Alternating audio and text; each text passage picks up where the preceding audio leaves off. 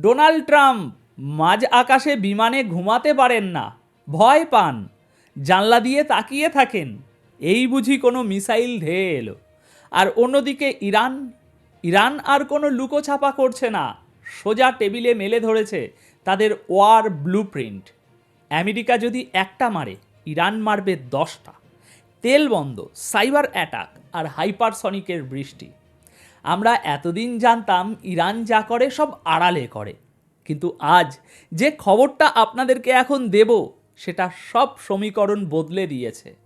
America এবং ইরানের মধ্যে এতদিন যে শ্যাডো ওয়ার চলছিল, ইরান সেটাকে এবার প্রকাশ্য যুদ্ধের হুমকি দিয়ে অফিসিয়াল ডকুমেন্ট রিলিজ করেছে। ভাবতে পারছেন কি ভাবতে?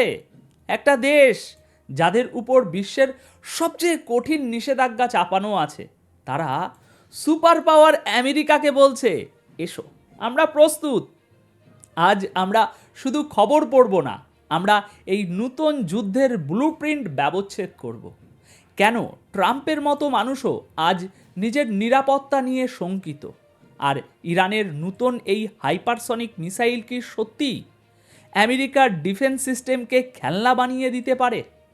আজকের ভিডিওতে কোনো বাড়তি কথা নেই, একদম পয়েন্ট টু পয়েন্ট আলোচনা। আজকের প্রথম এবং সবচেয়ে বড় ব্রেকিং, ইরান আনুষ্ঠানিকভাবে প্রকাশ করেছে তাদের মাল্টি ফ্রন্ট ওয়ার প্ল্যান।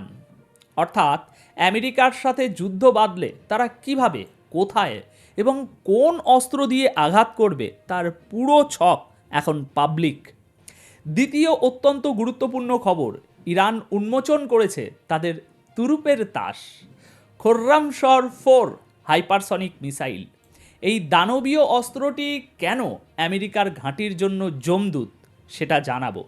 এবং তৃতীয় চমকপ্রদ তথ্য, আমেরিকার প্রেসিডেন্ট এবং বর্তমানের অন্যতম ক্ষমতাধর ব্যক্তি ডোনাল্ড ট্রাম্প স্বীকার করেছেন তিনি বিমানে ঘুমাতে পারেন না।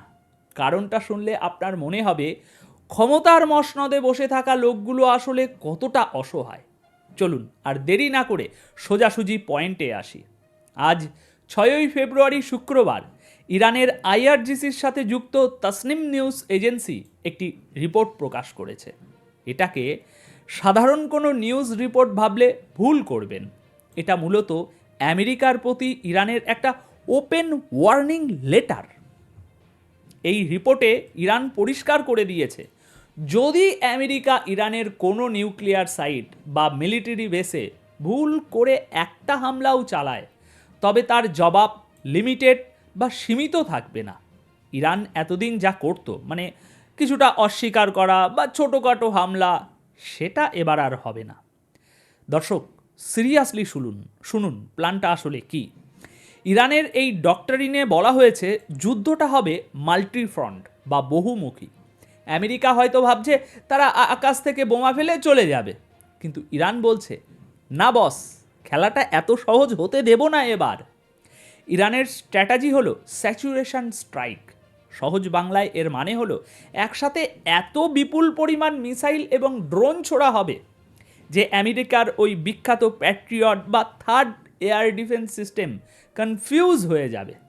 ধরুন আপনার দিকে একসাথে 100টা ঢিল ছুড়লাম আমি, আপনি কটা আটকাবেন?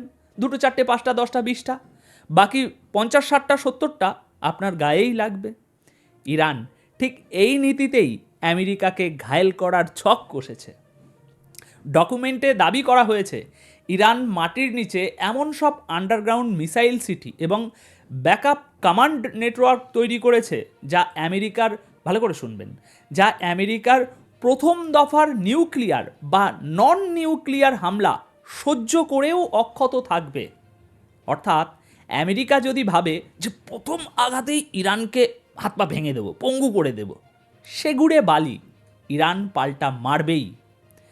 একটা লোকাল যুদ্ধকে মুহূর্তের মধ্যে পুরো মধ্যপ্রাচ্যের মহাযুদ্ধে পরিণত করার এই যে ছক, এটা কিন্তু শুধু মিলিটারি প্ল্যান নয়, এটা একটা পলিটিক্যাল মাস্টার স্ট্রোক। সবচেয়ে ভয়ের জায়গাটা কোথায় জানেন? এই রিপোর্টে বলা হয়েছে ইরান অর্থনৈতিক ধমনী কেটে দেবে। হরমুজ প্রণালী, এই জায়গা দিয়ে বিশ্বের সিংহভাগ তেল আনা নেওয়া হয়। ইরান পরিষ্কার আবারও হুমকি দিয়েছে, যুদ্ধ লাগলে এই রুটগুলোতে বাণিজ্যিক জাহাজে হামলা হবে বলে দিচ্ছে। একবার ভাবুন, যদি হরমুজ প্রণালী বন্ধ হয়ে যায় তেলের দাম কোথায় যাবে? আমেরিকা যুদ্ধ করতে পারে, কিন্তু নিজের দেশের মানুষের গাড়িতে তেল ভরার টাকা জোগাতে পারবে তো দীর্ঘদিন? ইরান ঠিক এই জায়গাটাতেই হাত দিয়েছে। তারা বোঝাতে চাইছে, আমাদের মারলে তোমরাও বাঁচবে না, পুরো বিশ্ব এর দাম চোকাবে।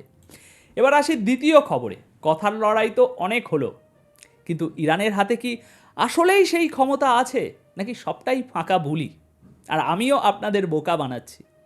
আসুন, ইরান সম্প্রতি তাদের অস্ত্র ভাণ্ডারের সবচেয়ে ভয়ঙ্কর দানবটি খাঁচা থেকে বের করে এনেছে। এর নাম খোর্রামশর-4। কেন এই মিসাইলটি নিয়ে এত আলোচনা? একটু তাহলে টেকনিক্যাল বিষয়গুলো সহজ করে বলি। দেখুন, প্রথমত এর রেঞ্জ বা পাল্লা অফিসিয়ালি বলা হচ্ছে 2000 কিলোমিটার, কিন্তু সামরিক বিশ্লেষকরা জানেন ইরানের এই সংখ্যাগুলো অনেক সময় আন্ডার এস্টিমেট করা হয় বা কমিয়ে বলা হয়। এই রেঞ্জের মধ্যে মধ্যপ্রাচ্যের প্রতিটি মার্কিন ঘাঁটি, ইসরায়েলের প্রতিটি শহর এবং ইউরোপেরও বেশ কিছু অংশ চলে আসে। দ্বিতীয়ত এবং সবচেয়ে গুরুত্বপূর্ণ, এর ওয়ারহেড বা ওই বোমা বহন করার ক্ষমতা, যেটা আসল জিনিস।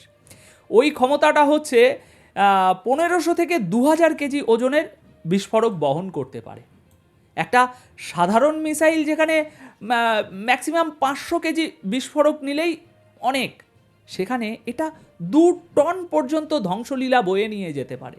মানে একটা মিসাইলেই একটা ছোটোখাটো শহর বা একটা বড় মিলিটারি বেস পুরো মাটির সাথে মিশেই যাবে। কিন্তু আসল খেলাটা এর গতিতে। রিপোর্টে বলা হচ্ছে বায়ুমণ্ডলের বাইরে এর গতি ম্যাক 16 পর্যন্ত পৌঁছাতে পারে। ম্যাক 16 বুঝতে পারছেন? অর্থাৎ শব্দের গতির চেয়ে 16 গুণ জোরে। আর যখন এটা টার্গেটের দিকে নেমে আসে তখন এর গতি থাকে ম্যাক 8। সবচেয়ে বড় কথা, এই মিসাইলটি ম্যানুভার করতে পারে। মানে সোজা কথায় এটা ওই সোজা পথে আসে না, বরং সাপের মতো এঁকে বেঁকে আসে।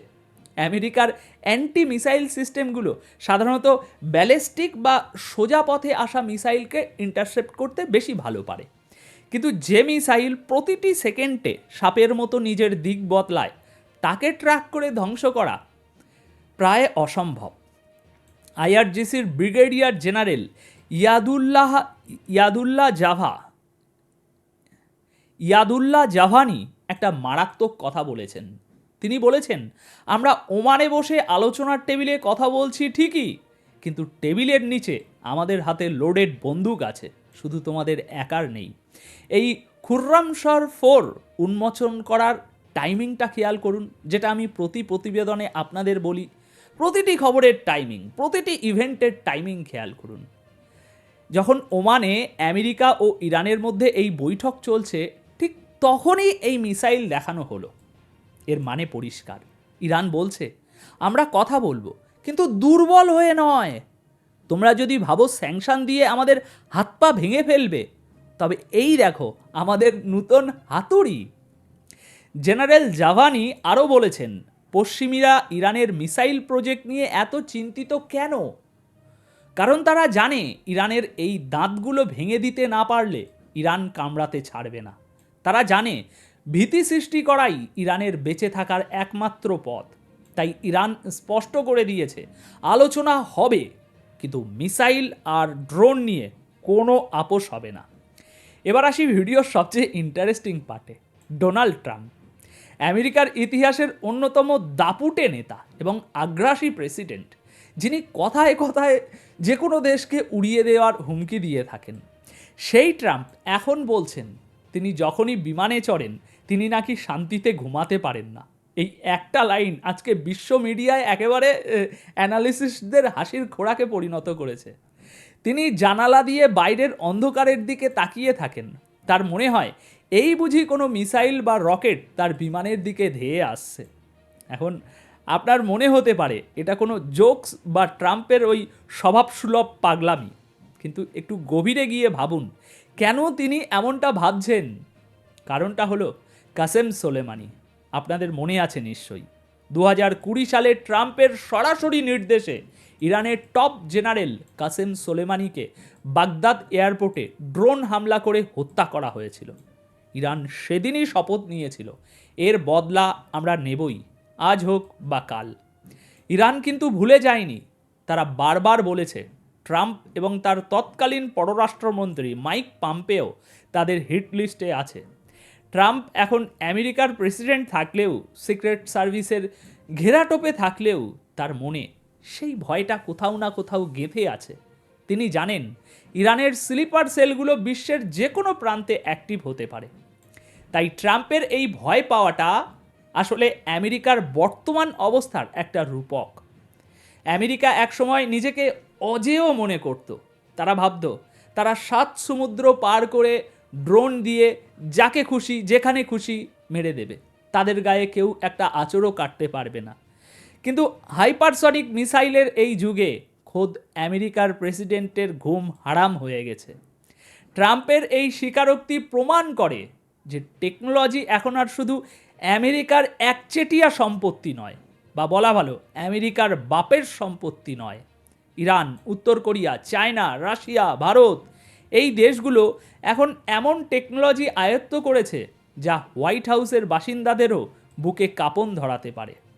জেনারেল জাভানি তার বক্তব্যে আরও একটা কথা বলেছেন, আমেরিকার শক্তি আর আগের মতো নেই। তারা যদি কোনো মিসক্যালকুলেশন করে সেটাই হবে তাদের শেষ ভুল। ট্রাম্পের এই অনিদ্রা রোগ হয়তো সেই ভুল হিসেবেরই একটা সাইড এফেক্ট।